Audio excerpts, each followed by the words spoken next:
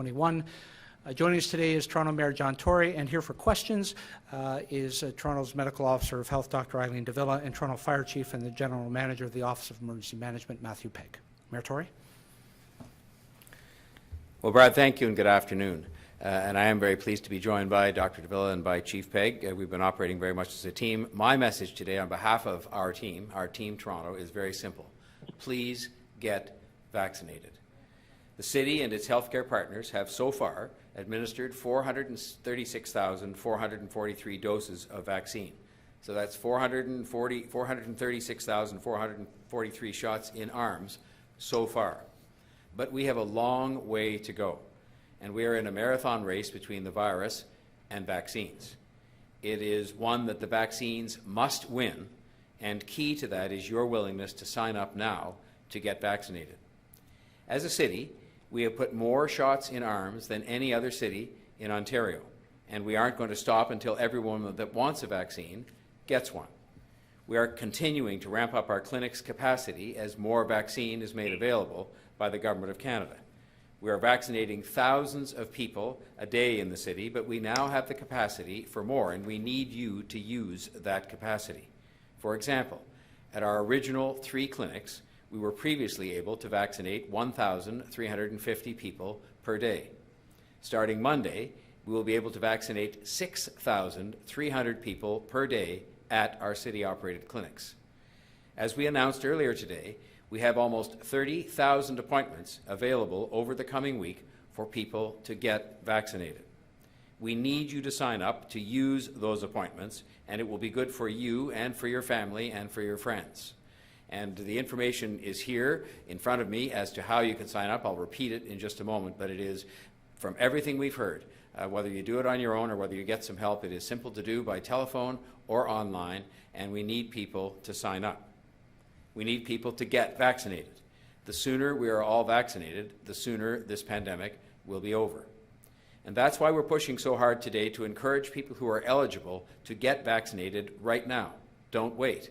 Now is the time to do it, with appointments available, with vaccine supply available, with the clinics up and running. Now is the time to register and to get vaccinated. And that is why I am announcing today that we have worked with the province of Ontario to lower the eligible age limit at our mass immunization clinics here in the City of Toronto to 70 years of age and above. Just as many hospitals across the city have already done, we will start allowing people from 70 years of age and over to make appointments starting at 8 o'clock tomorrow to get vaccinated at any of the city-run clinics.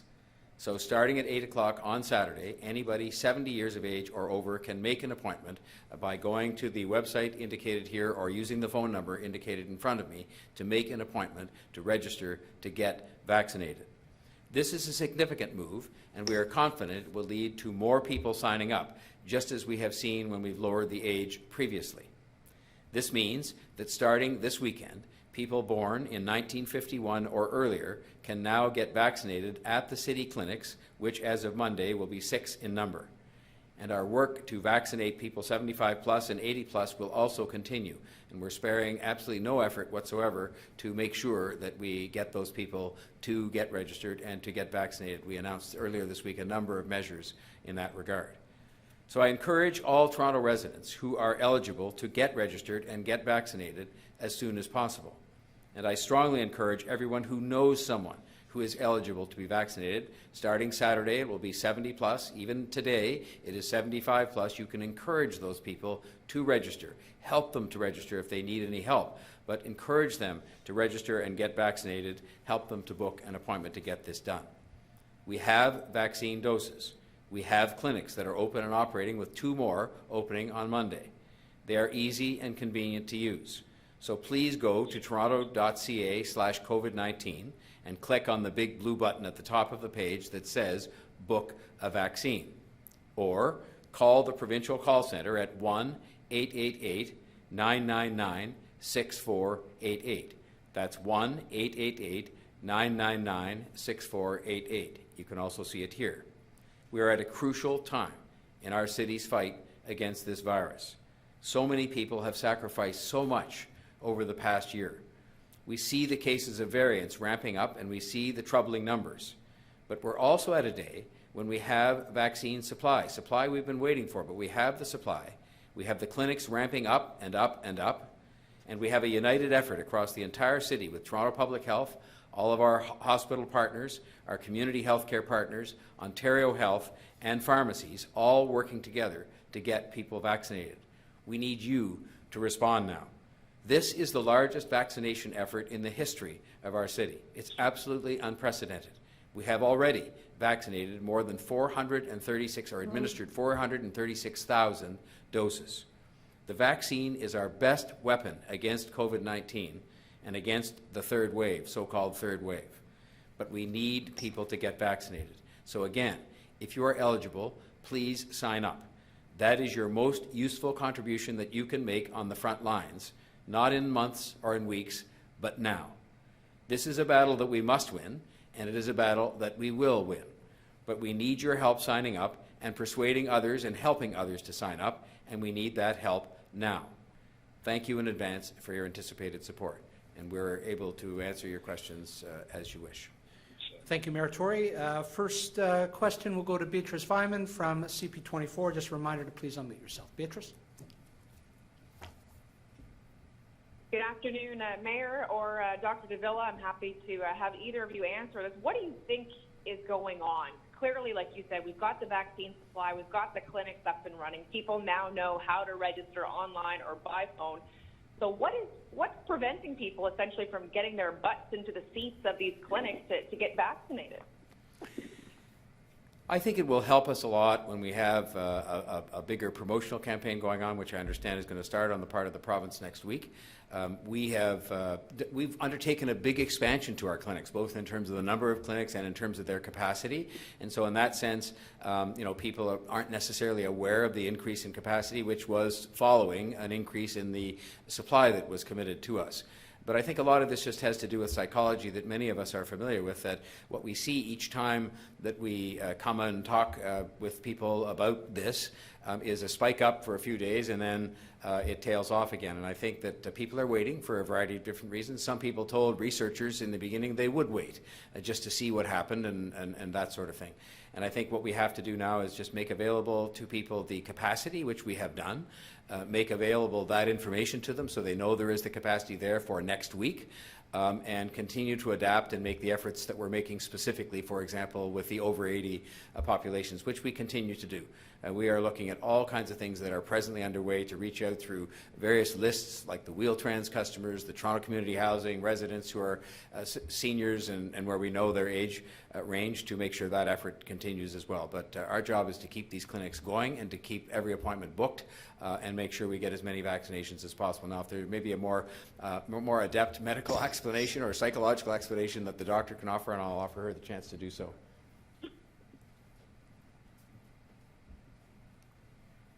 Thanks, Mr. Mayor. And I would say that the Mayor has addressed many of the points. What I can add further, though, is that I think we can tell stories about how successful vaccination is, and that may be part of a broader promotional campaign. When I look across the data for the entire province, in fact, there hasn't been a single death in long-term care since the 19th of March, if I've got my dates right. And that tells us, that's not luck. That's actually the effect of vaccination, right, as vaccination has rolled out across the province. So there's a lot of good news stories to talk about here with vaccination. The vaccines are safe, they're effective, and I think if people wish to find out more about vaccines, there are lots of reliable sources of information. I would look at our website, I would look at Toronto Public Health's hotline, pharmacy, doctors, lots of people that you can consult with if you want to find out more information about the benefit of vaccine. And I would just encourage people to take advantage of this amazing intervention that's here that will effectively protect you and protect everybody around you. Dr. Davila, my follow-up for you. We just had Dr. Michael Warner from Michael Garron Hospital, ICU physician, on CP24 this afternoon, and he essentially says that the color-coded framework does not work in hot zones like here in Toronto, and that we can't be talking about opening when things are seemingly getting worse. Also, he adds that the vaccines were not distributed properly, and I know that that's under the provincial purview, but he suggests they need to be redistributed from regions that are not in as much need and given to hot zones in Toronto and Peel. What do you say to that approach, Doctor? Should vaccines have gone to hot zones like Toronto first? Well, I think when we look at the available science, certainly making sure that vaccine is getting to those who are most at risk in respect of serious outcomes associated with COVID-19 infection, that's priority number one. And in fact, that's what we've seen. We've seen long-term care homes and retirement homes, all those who are resident in those settings and those who are staff and essential caregivers actually getting those vaccines first. And as I've just mentioned, we're seeing the benefit of that, and I think that's incredible. We're also aiming at those older populations, hence starting off with that 80-plus population and then going down in the age categories over time. I would also say that there is science that supports, focusing vaccine efforts in those places where there is COVID-19 activity or elevated COVID-19 activity. The science certainly supports that. The science also, of course, supports what each of us can do, right? We know the measures for self-protection work. So I would encourage people to please continue to practice those measures for self-protection, maintain that distance, use that well-fitting mask in those instances where you can't or you need to be outside, you can't keep your distance effectively. And of course, when it's your turn to get vaccine, please go get that vaccine. It's the combination of these public health measures and vaccine that will see us through and get us to the other side of this pandemic. Thank you, Doctor. We'll go next to Beth McDonnell from CTV News. Beth? Hi, good afternoon, Doctor and Mayor. With the rise of variants and their risk, Mayor, you talked about this being a marathon race. How do we catch up? How do we get ahead of these variants to make sure that more people are protected?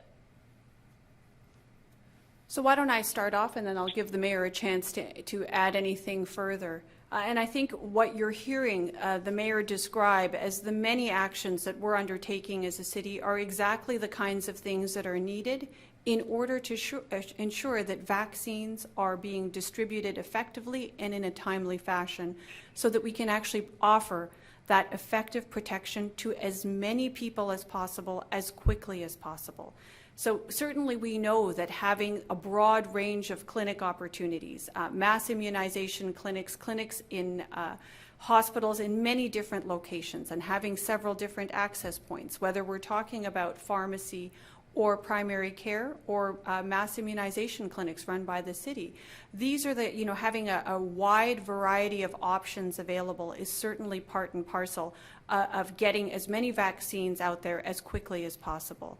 As well, there are a number of other supports that have been put into place to help facilitate access, whether we're talking about transportation endeavors or we're talking about having our colleagues at Toronto Public Library call out to their senior clients and people that they know to ensure that they're aware of how they can get access to vaccine and how to properly go about booking those appointments. I think it's this range of different services and supports that actually moves us closer and closer towards the goal that you've just described. Mr. Mayor? I just want to follow up on what Dr. Davila was just saying there, because I think if you add up all the things we're doing, and there's more to come, we are doing everything we can to stimulate the demand and to make sure that when the demand is there, we can meet it. And the very point of my coming forward today and of our having advocated to the province and I thank them very much for the fact that they have agreed to let Toronto move down to 70, is so that we can make sure the demand is there to use every one of these appointments, every one of them without fail, to get somebody vaccinated, because every vaccination is a good one, no matter who receives it. We want to make sure we continue to work at the senior population in particular, but we are offering transportation programs we announced earlier in the week. We are going through lists of people, whether it's Wheel-Trans or whether it's the library or whether it's our own lists. We are going to commence advertising this weekend, and the province will soon follow next week. We are likely to make telephone broadcasts to people to encourage them to sign up, so that we're going to be leaving absolutely no stone unturned to make sure that every spot that Chief Pegg and his team have very capably made sure are available to us with dramatically increased capacity in a short time, following on the availability availability of supply, that those will all be used and more. And I think we've indicated, I certainly did to the Premier yesterday in my conversations with him about all of this, that we have the capacity to do more on a daily basis as soon as we can be assured that supply is available, because we've always planned on the fact that this had to reach, ultimately, our wish would be to have it reach 3 million people, which is the number of people we're responsible for.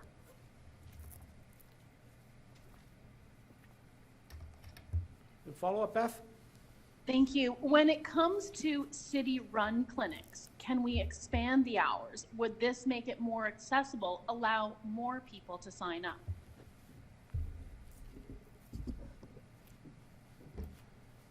We, from the outset, have planned and have plans in place for the expansion of city-operated clinics, and that includes the operating hours and the parameters and timeframes for those clinics. At this point in time, there are appointments available every day in each clinic, absent of having to expand those hours. So, as the Mayor said, and as Dr. Davila had said, I'll just add my voice, there are appointments available now. And I would suggest, and this is what I believe, the most important thing is if you are eligible for a vaccine right now, please go online or call the number and book your appointment and come and receive your vaccine. When we get to the point where we have all 9 of our clinics, in addition to our partner-operated clinics, operating at full capacity, and I long for the day. I look forward. I'm hoping that next week we can stand here and say that we are fully booked, there is no availability, and we're ready to expand. When that happens, we're absolutely ready and have plans in place to bring back to the Immunization Task Force Command Team opportunities for expansion. But at this point, we are still bringing additional clinics online, 2 more on Monday. That makes 5 city-operated plus the partner clinic at Thorncliffe Park.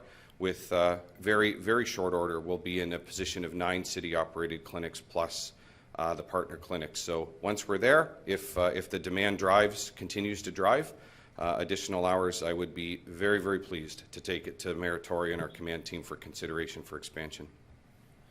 Thank you, Chief. We'll go next to Mark Carcassel from Global News. Mark?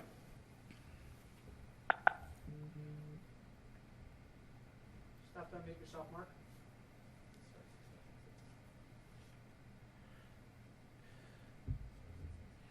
Mark, if you're on a phone, star 66 will help you unmute. There you go. Hi there. Can you guys hear me now? We can. Go ahead, Mark. Can you hear me now? Yes, sir. Okay. Sorry about that. My question mainly, I guess, is for Dr. Davila, but anyone who wants to weigh in, feel free. There's no doubt that personal care services have had it really tough during this. Many of them haven't been able to work legitimately since December. There seems to be some speculation, probably some hope too, that at the provincial level, restrictions will be eased sometime soon to the point where they can at least cut hair, do nails, whatever the case may be, outside. And I'm wondering, Doctor, if you have any thoughts on that possibility. Well, that is still news to me, so I'll be interested to hearing about whether the speculation becomes reality. But I will say this. We do know that in general, activities that are conducted outside are lower risk in terms of COVID-19 transmission, but that doesn't mean that there's zero risk. So I think that, we are looking at our current circumstances as we always do, and recognizing that as the weather improves, there are opportunities for us to better utilize outdoor space and therefore try to create opportunities for people to get some of the activities and services that they're used to having and that we miss in safer environments. So I think it's certainly worth, looking at when we see some details, but I would just remind people that while outdoor activities are certainly lower risk relative to activities and interactions that happen within indoor settings, it doesn't mean that there's no risk. So continued vigilance with respect to those measures for self-protection, maintaining distance to the greatest extent possible, wearing a well-fitting mask for those occasions where you do need to be out and about and perhaps interacting or have the potential to interact with others. These continue to be the mainstays of our toolkit to prevent transmission of COVID-19, and as well, of course, getting vaccine when your turn becomes available.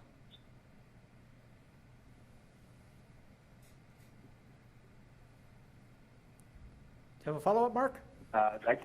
Yeah, just one. So, Doctor, I guess you haven't heard that as any sort of speculation from the provincial level, but is it something that you've discussed maybe at the municipal level? Is that something that's come up in your discussions?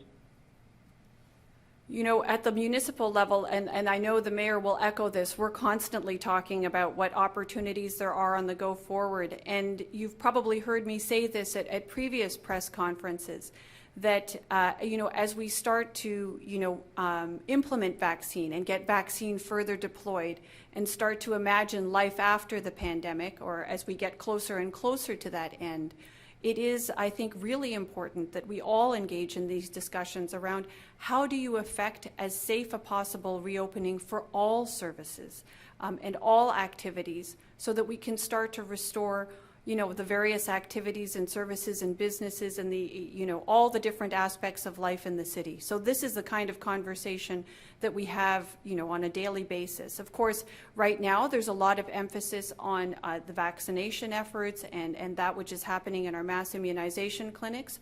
But there is, you know, always an eye to the future, making sure that we're actively planning together how best to ensure that safer reopening when the time comes. Thank you. Oh, sorry.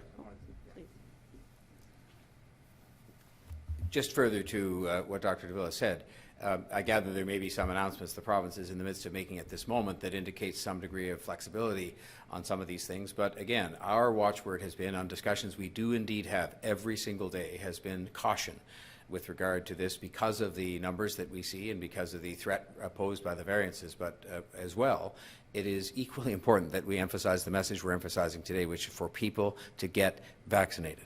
Because in the end, yes, we have to continue to be vigilant. Even after getting vaccinated, you have to be vigilant about wearing a mask and not being too close to others for a period of time while the vaccination takes effect, and because we're still working the number up of those who are getting vaccinated. But we have that as an equally important priority to what could continue to be and should continue to be a cautious reopening, cautious so that we can keep the health situation in control, and cautious so that we can avoid ever having another lockdown, hopefully. Again, that has been an objective all the way through, but we discuss it every single day from every aspect you could imagine. Thank you, Mayor. We'll go next to Mark McAllister from City News. Mark? Thank you very much.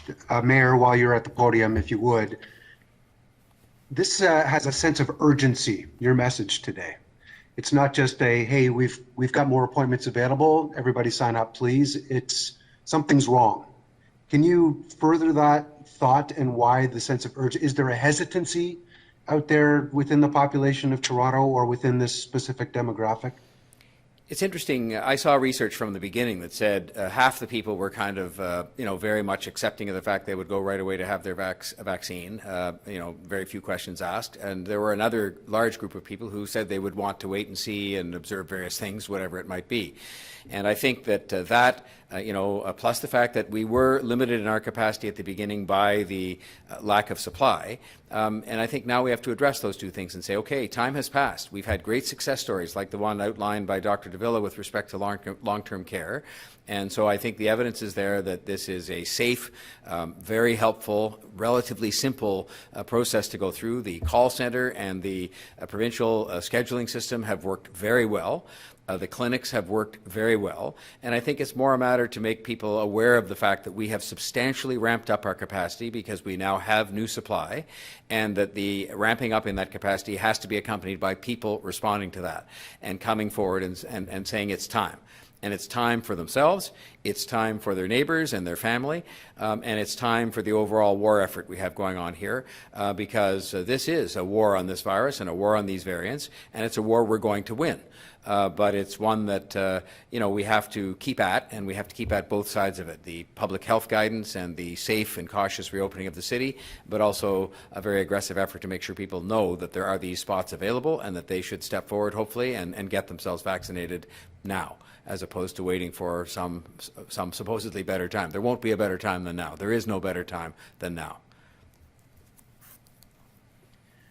Thank you. I'll further that a little bit. Obviously, earlier in the week, Chief Begg, you had mentioned there were issues. You dealt with those issues at the clinics in terms of lineups and other inefficiencies. Perhaps it was a case of people seeing that and maybe not wanting to sign up right away because they've seen problems and they're worried? Mark, I don't really know whether that's a fact. We were very transparent on Monday and on Tuesday and moving forward, and I honestly don't think I could be any more clear than I was and that our team was collectively that day. We experienced some logistical challenge on Monday. That's just a matter of fact. And immediately upon becoming aware of those issues, we went to work and resolved them. And that was evidenced by Tuesday, Wednesday, Thursday, and today with literally seamless operation. It is an efficient, effective, safe, and enjoyable flow in all of our clinics today. We've even gone so far and in what Mayor Tory describes as wartime speed, been able to put things in place now that provide additional comfort and protection against inclement weather. So our clinics are operating well. I've been in them personally. I can tell you this, if I had the opportunity, if I became eligible to get a vaccine today, I would immediately go and book my appointment for that vaccine. I would walk into one of our clinics with nothing less than pure confidence. I would move through that process and receive the vaccine and come out the other side with the selfie stand and tell the world that I did. And that's the way I feel about it. I have dedicated my entire career to doing all that I can do to affect a positive impact on public safety. And that is frankly why I took this role on. It is why I continue to serve in it, and it's why I stand in front of you today. What we're talking about, making the conscious decision to get vaccine, is an element, it is an aspect of doing something positive for yourself, for your safety, for the safety of your family, and for public safety at large. And that's frankly the way I feel about it. That is the energy and the vigor and the viewpoint that we have put into the design and operation of every one of our clinics. And that is exactly how we will continue to operate as we expand capacity until we get every one of our residents vaccinated and until this horrific pandemic is behind us. Thank you, Chief. We'll go next to Momin Qureshi from 680 News. Mo, go ahead. Yes, good afternoon. Just to put it bluntly, is there more of an issue with vaccine hesitancy than was anticipated?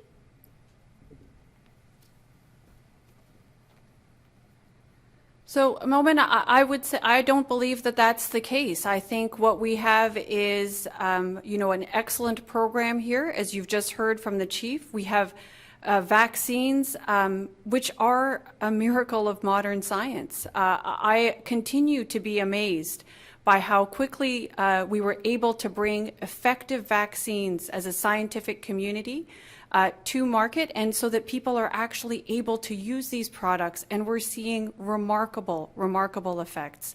I marvel today, and I continue to marvel at the impact, the positive impact that has been provided in our long-term care homes, in our retirement homes. And you can look across the world. It is remarkable what has happened in so many other countries as vaccine uptake increases and as people are experiencing the effectiveness of this vaccine. Vaccine hesitancy is always an issue, but we actually have a number of different methods by which to interact with our public, understand what the issues are, and ensure that we have an effective mechanism by which to address questions and concerns. I think people should absolutely feel confident. I too, like the Chief, have every confidence in the vaccines that are available, and would strongly encourage people that this is safe, it's effective, and it's the best thing you can do to protect yourselves and those around you. So I strongly encourage people to please go take advantage of the vaccine that's been made available, and of course to discuss with reliable sources any questions, or to just seek out information. I think an informed public is a very strong public, and it's actually one of the strengths of our city. Okay, thank you. I understand Momin does not have a follow-up, so we'll go next to Jennifer Pagliaro from the Toronto Star. Jen? Hey everyone. My first question is for Dr. Davila, and perhaps Chief Pegg can also weigh in. Dr. Davila, I asked your team just before this conference, and they were quite accommodating in sending me the numbers. And they say that of the 75 to 79-year-olds in the city, approximately 21% have already been vaccinated. And given the fact that the province only opened the majority of booking appointments to that age band on Monday, it actually seems to me like that's a pretty positive number. That was as of 9 a.m. Thursday. So when I look at that, it actually seems like that age group is responding quite well to the availability. And so I'm just wondering if you can comment on those numbers. It seems like this rollout actually may be just moving faster than we anticipated. So Jen, I don't know that I can speak to the specifics of those numbers. I imagine some of them might be long-term care or retirement home residents. And because we are fortunate to live in a province where we can actually seek out vaccine from a variety of different sources, we know that other jurisdictions may have moved towards this age bracket, and as well we know our hospital partners have moved to a 70-plus age bracket as well in recent days. The mayor did mention that. So I do think that there are a number of different ways in which people may have accessed vaccine and why you're seeing those numbers. But I think fundamentally what I'm really pleased to see is that, one, there's uptake, and two, I would encourage more and more people as their turn comes up to please take advantage of that turn. Take advantage of the remarkable development of these vaccines. They're safe, they're effective, and they are our way through this pandemic and ultimately back to the way of life that we all have missed for the past several months now. I don't know, Chief, anything further to add? Jen, all I can add to what Dr. Davila said is when the province reduced the age and made open the eligibility for the 75-plus age group, on that Monday we saw thousands and thousands of people log on to the system and successfully book their appointments. That's exactly what I want to see. That number was very high. It continued. Of course, we still see significant numbers of people booking their appointment. What I'm excited about is with the announcement that Mayor Tory made, and certainly with my thanks to the province for now reducing that eligibility to 70, I expect we will see the same thing.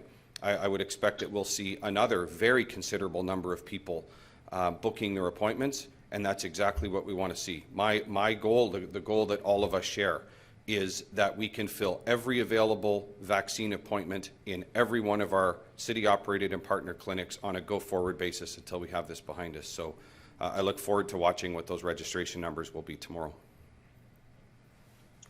And then can I just ask maybe, Chief Peg, this is for you as well, so I'll just ask you to maybe stay there. Yeah, thanks. In terms of trying to get a push here for 75 plus to sign up, and then with the opening to 70 plus tomorrow, I'm just wondering if you could speak to the vaccine availability, those shipments we see on the news coming in, and their shelf life, and whether there's any concern that you're actually not getting enough appointments as quickly as you need to make those vaccines viable. Sure. So the clinic capacity that you're seeing that we forecast, and that includes the opening of additional clinics on Monday, all of that activity from a logistics standpoint is coordinated directly and in live time with vaccine availability. It's actually happening multiple times every day. So all of that is being proactively managed. Of course, there would be no value in us opening clinic capacity and not having vaccine to match. So we've matched that. It is being proactively managed. Of course, things like expiry dates and all of those things are being fully factored and considered. And most importantly, I think maybe equally, if not most importantly, we have very, very proactive strategies in place in every clinic where doses are not wasted.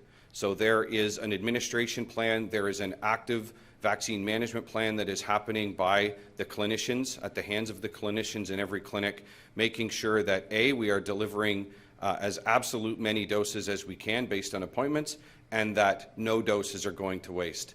And I can say that has been highly successful. We are in direct collaboration with our healthcare partners and, of course, with the Vaccine Distribution Task Force that the province operates, making sure that our allocations are where we need them, when we need them, and that any unused doses that may happen as a result of missed appointments or whatever the case may be, that those doses are being reallocated and put into arms at the hands of our partners.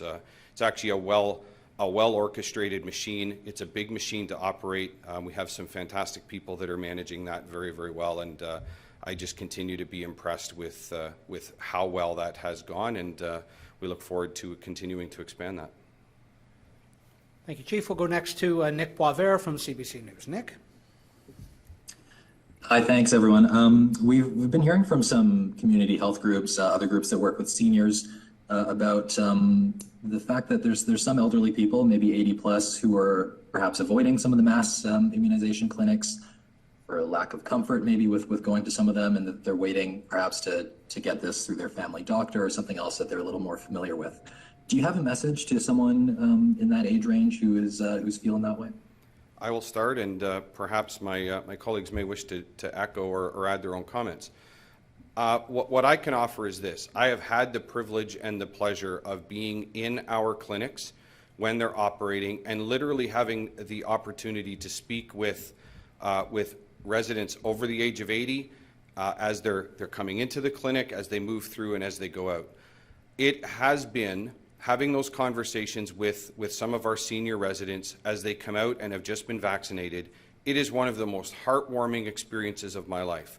There is a sense of relief. There is a sense of hope and optimism. And I will say that based on that alone, that is all I would ever need to see. And I will probably never do justice to trying to express to you what I feel watching that happen. But anyone that is watching this conference, that are hearing these words, please come and experience the same thing. The clinics are set up well. It is a seamless process. We have trained healthcare providers and first responders who are there from the time you arrive. We will help you move through the process. If you require assistance mobility-wise, we're prepared to do that. It is seamless. It is organized. It will be quick for you. And I can't stress enough the smiles and the optimism on the face of these folks as they're coming out of the clinics. I stand outside. I watch smiles. I watch cheers. And that's what we're looking forward to, and I can't wait until we get to see that across our whole city. Perhaps Mayor Tory or Dr. Davila? I'd just like to add this. On this very day, we're not just operating the mass immunization clinics, we're operating several of those, and our partner clinics, there are 33 clinics in operation across the city, so that there are vaccinations being delivered in almost every setting, including mobile clinics. And so I think that while I recognize the fact that in some of these larger ones people may not feel that sense of comfort, or maybe even geography comes into play, although we've tried to spread them across the city in a fair manner. But I think that there are a number of options open to people. The Premier and I had a discussion yesterday, which we've also discussed, about getting primary care givers more involved, including doctors. But the one thing people should not conclude is that we have the ability or the resources or the capacity to, we're going into Toronto community housing buildings, and in some cases like that doing things where people are, but we will have a program specifically for those who find themselves for medical reasons housebound. But people will have to take from a wide array of options. In most cases, one of those options, we're putting transportation assistance in place to make that happen. We have all kinds of community organizers that are going to be going out effective in a very few days to help people get to the places where it's going to be easiest for them. So we're making it as easy as we can with as many options as we possibly can, recognizing that not everybody would find it either convenient or to their liking to go to one of those clinics. But even today, there are dozens of those clinics of all different kinds in operation across the city.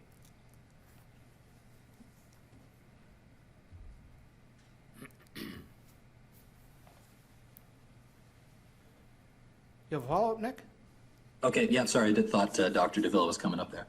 I understand, I know the city had anticipated vaccine hesitancy, especially among communities of color, as this campaign got rolling. Now that we have hundreds of thousands of vaccines administered, do you have any evidence that that's actually playing out as these are being given out?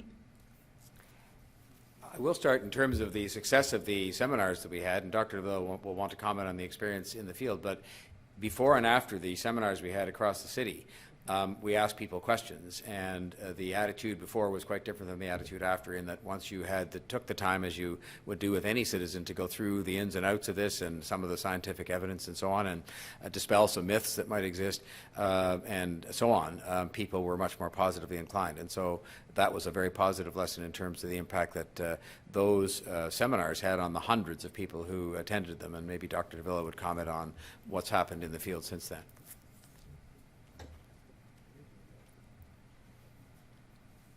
So thank you, and I think the Mayor has covered some of the key points, but let me just add this, that when it comes to any medical intervention, I think people understandably, I should say, and rightfully have questions. And I think it's reasonable to ask those questions and to get, to go to good, reliable sources of information to understand what is the nature of the intervention that we're speaking of here and what is the benefit that one might anticipate from this. And I think that, ultimately the best evidence is what we're seeing in practice. And it's not just here, it's all over the world. What we're seeing is that this vaccine has been given all over the world. These vaccines, I should say, have been given all over the world to people of, varying ages and with varying medical states at the outset. And we're seeing that it's safe and it's effective. So questions always welcome. That's part of medical practice. Very happy to answer questions and engage in good discussion, and really to look at the data that exists out there that tells us we have a safe and effective vaccine that protects oneself from COVID-19 and ultimately will protect the entire community. Thank you, Dr. Davila. Final question is to Denise Paglinawan from the Canadian Press. Denise? Hi, thank you so much for taking my question. Seems like most of my colleagues would appreciate this. Would you mind commenting on the province allowing salons, gyms, barbershops, tattoo parlors to open up in Toronto as of April 12th? So Denise, thank you for the question. I don't know of the specifics yet. As you can imagine, we're here. I haven't heard anything about what changes might have been made at the province. But a couple of things, and you've heard us comment on this already. We're at a delicate point in this pandemic, right? We're at a very delicate stage in the course of this pandemic. We are seeing some of our indicators moving in the wrong direction, and we're seeing increased hospitalization and stress in our healthcare system. By the same token, we have the promise of vaccine, and we're getting more and more supply. We have incredible systems in place. You've heard the Chief speak about our mass immunization clinics that are being run by the city. There are also a series of various vaccine clinics that are being run by our healthcare partners all over the city. And we've seen what benefit vaccine can provide. So it's a question of how do we establish a good balance between making sure that we're doing what we can to control COVID-19 transmission until such time as vaccine can be used by a greater and greater proportion of our population. So when it comes to reopening, it should be done with extreme caution at this point in time so that we don't lose the progress that we've made thus far, and so that we allow vaccine to have the greatest possible effect. We know vaccines are effective. They will be more effective quicker if we reduce the amount of disease transmission that we have in our city and throughout the province. So very delicate balance that needs to be struck.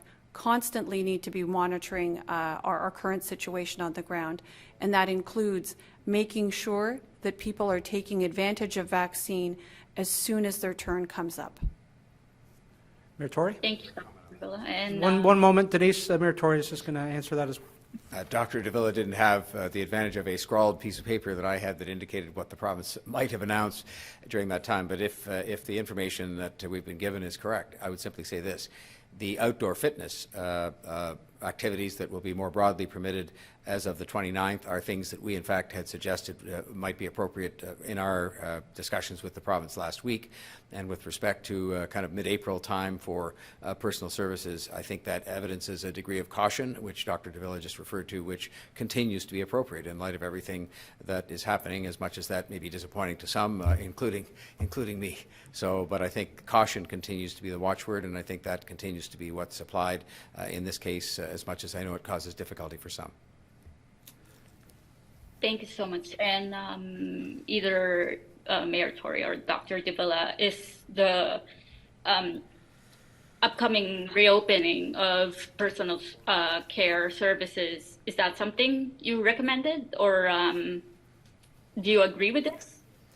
We have been, as Dr. Davila has indicated, as I've indicated, we've been in constant discussion on all of these matters with the province and amongst ourselves as to what is going to be best to allow for changes that happen on an evolutionary basis, but happen in a safe manner, in a cautious manner, given the fact that there are very disconcerting numbers that are out there. And so, the province makes these decisions. They made a decision today that, as we understand it, has application down the road, and I'm sure there will be continuing discussions even about that as we go forward, just because this situation changes, as we've seen day by day, and it is something where we can't declare ourselves out of the woods by any means at all. So the key message for today, please get vaccinated.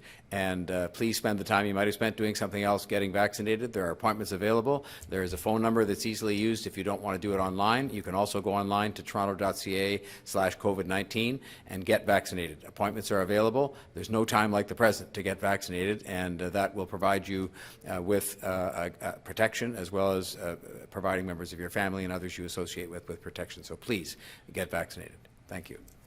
Indeed. Thank you very much, Mr. Mayor. That concludes today's briefing. Please stay well, and please get vaccinated. Have a nice weekend.